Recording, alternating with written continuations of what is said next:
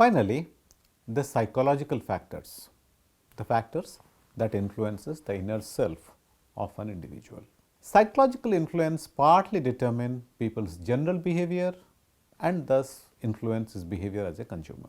Primary psychological influences on a consumer behavior are perception, motives, learning, attitude, personality, and the manifestation of that lifestyle. Let's start with perception. From the time there is any input to our sensory organs like eyes, ears, smell, touch, etc., to the time when we are able to interpret the said input. For example, I saw the ad of a baby with a box and understood it is a promotion of cereals. So, this whole process is called the perceptual process. We do not realize it because it happens in a blink, it happens in a matter of microseconds. But this from the input to the output, this whole process is called perception.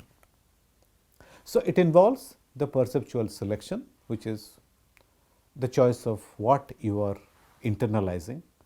So, if you are looking at let us say a cricket match over 6 hours, you must have seen about 600 or 800 advertisements during this period of time.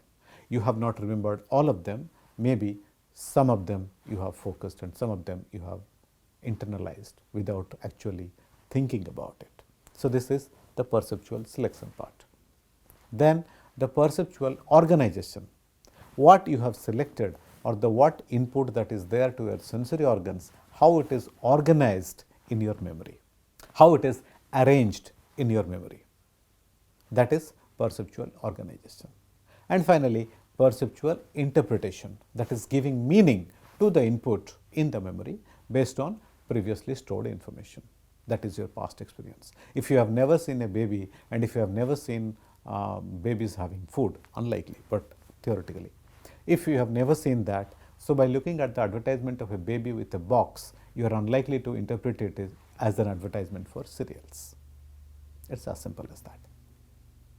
So, obviously, you can see the influence or the significance of this on the consumer behavior and what marketers can do to influence it.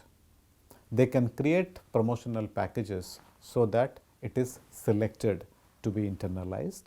They can create enough input in the sensory organs so that consumers' past experience helps in giving interpretation to it and consumers actually understanding what the marketer is talking about and memorizing it. Second, motivation. It is the reason for any action taken by an individual, used commonly, all of us know. So, this motivation has two properties, direction and intensity. Essentially, motivation is used to explain human behavior, and then there are various factors that influences motivation of an individual, and marketer can use these factors. For example, it could be celebrity endorsement, it could be health and safety assurances. So, if you are using that in your positioning, then that could be used to motivate consumers to buy products or services, at least consider products and services for purchase. Personality, it explains the way an individual reacts to the input to his or her sensory organs. In other words, the environment, how individual reacts to the environment. There are various personality theories starting from Sigmund Freud all the way till trait theory.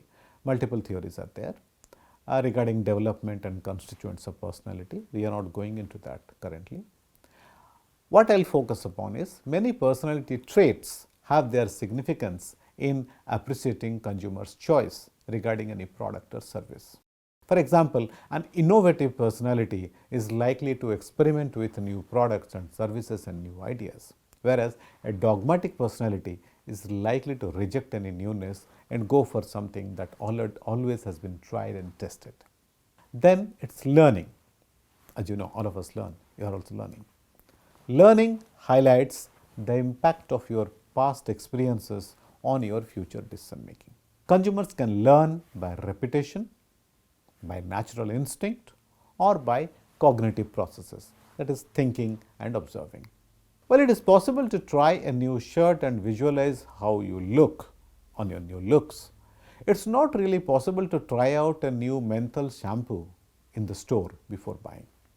So, there is a difference in the perception and learning in both these cases. If you are buying a mountain bike or a fishing rod for learning purpose, it becomes further different and more complicated to visualize how you can use it.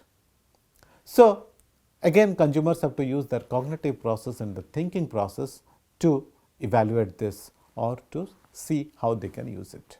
As a marketer, one needs to identify the learning method and appreciate its significance in purchase decision making process. Finally, I will talk about attitude.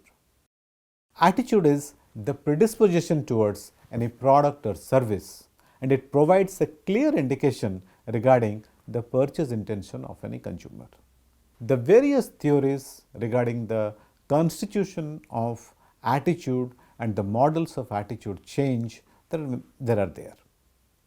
Now, marketer can use these interventions to change the attitude of consumers regarding any product or service.